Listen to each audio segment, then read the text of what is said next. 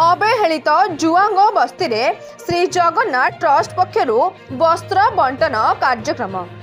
जाजपुर जिलार नगड़ार नाम अनेक जानिथिबे, सेमाने मौलिक सुविधारु वंचित अटंती। जाजपुर जिलार सुकिंदा ब्लॉक अंतर्गत कौस पंचायतर टिकरपड़ा ग्राम एबेबी अभाव अनटनर उदाहरण रे रहिछि। बजार बहुत दूरता थिबारु अर्थर अभाव थिबारु वस्त्रर बहुत अभाव एठारे परिलक्षित होइथाय। दैतारी पहाड़र पाददेश रे अवस्थित एही जुआंग बस्ती रे चर्म जनित रोग सह खाद्य और वस्त्रर अभाव रहिछि। जंगल काठ और पत्र संग्रह रे एमाने चलिथांती। एहीपरि अवस्था को अनुध्यान करिबा परे ओडिशार सामाजिक अनुष्ठान श्री जगन्नाथ चैरिटेबल ट्रस्ट एक टीम एही स्थान रे पहुंचीथिला।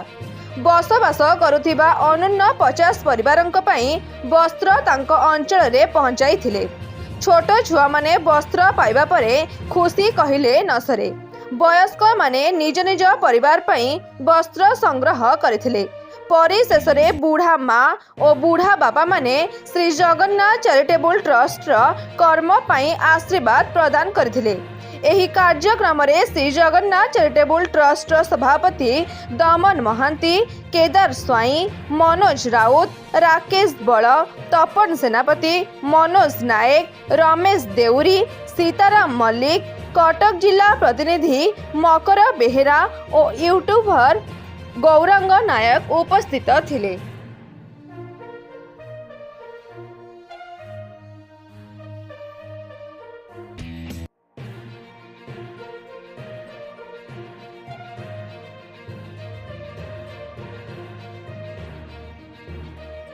जाजपुर जगन्नाथ को रिपोर्ट RM News 8।